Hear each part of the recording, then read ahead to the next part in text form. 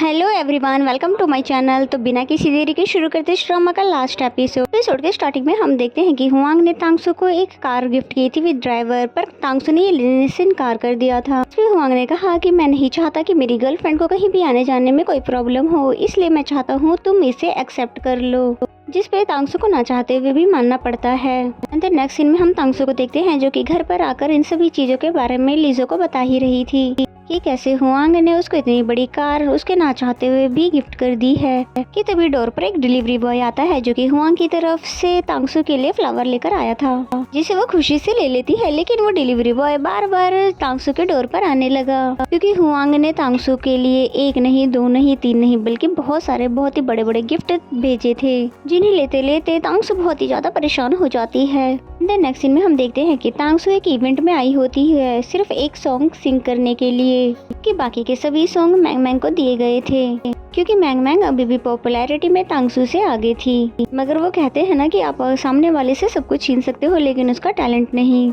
और फिर जैसे ही मैंग मैंग ने लाइव सिंग सॉन्ग किया, जिसको सुनने के बाद तो किसी को भी उसका गाना पसंद नहीं आता, क्योंकि स्टूडियो के अंदर तो हमेशा मैंग मैंग ऑटो ट्यून का यूज करती थी। इसलिए वहाँ पे सभी लोग जो बोर हो गए थे और वहाँ से जाने लग जाते हैं, जिसे देखकर तो मैंग मैंग बहुत ज्यादा चिढ़ जाती है और फिर बिना शो को पूरा किए ही वहाँ से चली जाती है। इसलिए फिर डायरेक्टर तांगसू के पास जाकर उसको सभी सॉन्ग को सिंग करने के लिए बोलते हैं, ताकि वो इवेंट को खराब होने से बचा सके। फिर तांगसू भी मान जाती है और फिर तांगसू ने जैसे ही गाना शुरू किया तो सभी लोगों को उसका गाना बहुत ही ज्यादा पसंद आता है, इसलिए सभी लोग फिर वापस आ जाते हैं और फिर सभी लोग तांगसू को चीयर अप करने लग जाते हैं, क्योंकि वहाँ पर सभी लोगों को तांगसू की रियल वॉइस बहुत ही ज्यादा पसंद आ रही थी। और फिर जैसे ही कॉन्सर्ट खत्म होता है तो सभी लोग उससे ऑटोग्राफ लेने लग जाते हैं। और इन सभी नज़ारों को देखकर मैंग मैंग बहुत ही ज्यादा जेलस हो जाती है कि कैसे फिर से सभी लोग तांगसू को ही पसंद करने लगे हैं। कि तभी वहाँ पर हुआंग भी आ जाता है तांगसू को अपने साथ लेकर जाने के लिए,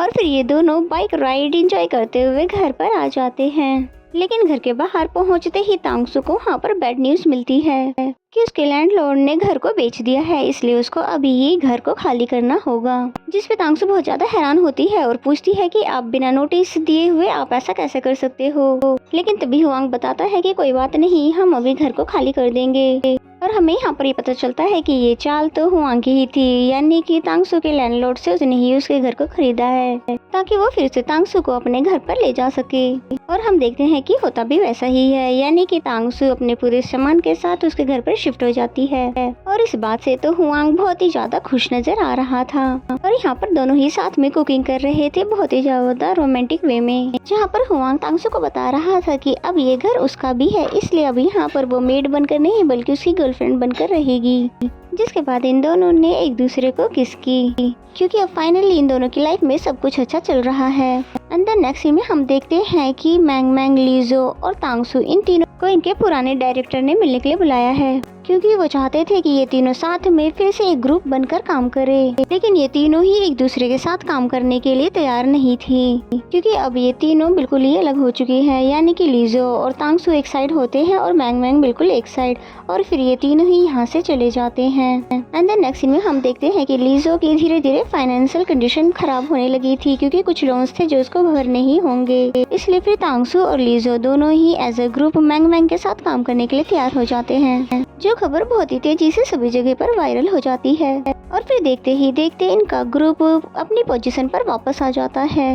और फिर से इन सभी को इन तीनों का ये ग्रुप बहुत ही ज्यादा पसंद आ जाता है, क्योंकि सभी को लग रहा था तांगसू और मैंग मैंग वापस से फ्रेंड बन चुके हैं। लेकिन रियलिटी में ऐसा कुछ भी नहीं था, यानी कि सभी के सामने मैंग मैंग सिर्फ एक अच्छी दोस्त होने का नाटक करती थी, जबकि रियल में तो वो अभी भी तांगसू से चिढ़ती है। और इसलिए जब ये तीनों एक दिन डांस प्रैक्टिस के बाद थक जाती है और बैठ कर रेस्ट कर ही रही थी, कि तभी लीजो और तांगसू को किसी काम के लिए बुला लिया जाता है, जिस वजह से ये दोनों चली जाती है। लेकिन अब तांगसू का मोबाइल वहाँ पर रह गया था, इसलिए मैंग मैंग उस मोबाइल से तांगसू बनकर हुआंग को मैसेज करती है और उसे एक होटल रूम में मिलने के लिए बुलाती है। एंड देन हुआंग को दिखाते हैं जो कि होटल रूम में आ जाता है और उसको टेबल पर खाने का बहुत सारा सामान दिखता है, जिसे देखकर उसे लगता है कि ये सब तांगसू ने उसके लिए रखा है, इसलिए टेबल पर रखे हुए जूस को वो पी जाता है, जिसमें नशे का मेडिसिन था। इसलिए हुआंग को पीते ही चक्कर आने लगता है और तभी वहाँ पर मैंग मैंग आ जाती है, जो कि हुआंग को सेड्यूस करने की कोशिश करती है,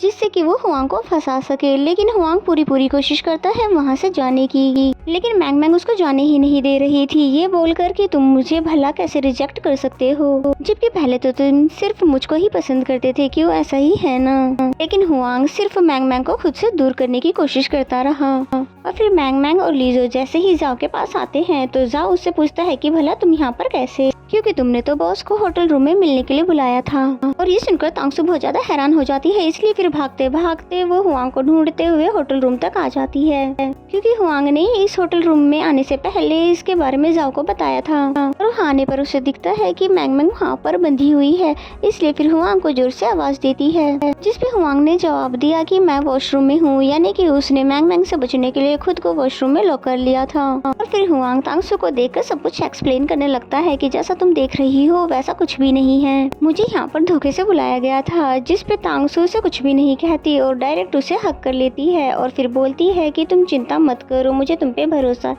है। जिसकी ये बातें सुनकर हुआंग बहुत ही ज्यादा इमोशनल होता है कि तांगसू उस पे कितना ज्यादा भरोसा करती है।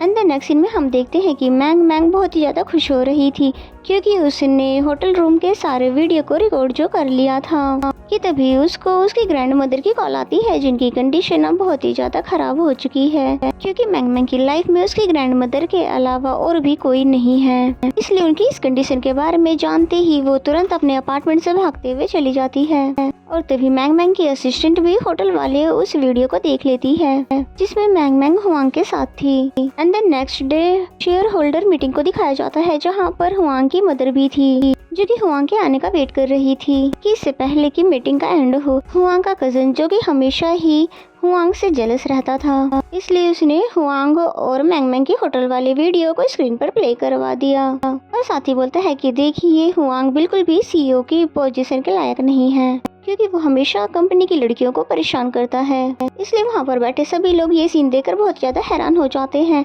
एंड देन उसको उसके पोजीशन से हटा भी देते हैं, जिसे खुद हुआंग की मॉम भी उसे बचा नहीं पाती, क्योंकि सच के बारे में तो उन्हें भी पता नहीं था। और फिर देखते ही देखते ये न्यूज सोशल मीडिया पर वायरल हो गई। ये सब देखकर हुआंग बहुत ही ज्यादा परेशान हो जाता है कि जिस रेपुटेशन को बनाने में उसे इतना ज्यादा टाइम लगा था वो एक सेकंड में ही उसे छिन गई। एंड देन तांगसू को दिखाते हैं, जो कि उसके लिए बहुत ही ज्यादा परेशान थी, इसलिए उसे नॉन स्टॉप कॉल करती है, लेकिन वो आंसर नहीं देता है और ना ही वो अपने घर पर था। कि तभी तांगसू को उसके बैग में से पुराने घर की मिलती है, जिसे देखते ही वो समझ जाती है कि हुआंग कहाँ पर होगा। इसलिए फिर खाने का बहुत सारा सामान लेकर वो अपने पुराने घर पर आ जाती है। हुआंग भी वहीं था, इसलिए फिर कहती है कि अच्छा तो मेरा शक बिल्कुल सही था कि मेरे इस घर को तुमने ही खरीदा है। और फिर हुआंग से बात कर उसको चीयर अप करती है कि तुम्हें डरने या छुपने की कोई भी जरूरत नहीं है, क्योंकि तुमने कुछ भी गलत नहीं किया है। तो तब जाकर हुआंग को चैन की सांस आती है। एंड द नेक्स्ट सीन में तांगसू मैंग मैंग से मिलने के लिए उसके पुराने घर पर आती है, जो कि बहुत ही ज्यादा रो रही थी, क्योंकि उसकी ग्रैंड मदर की डेथ जो हो चुकी है।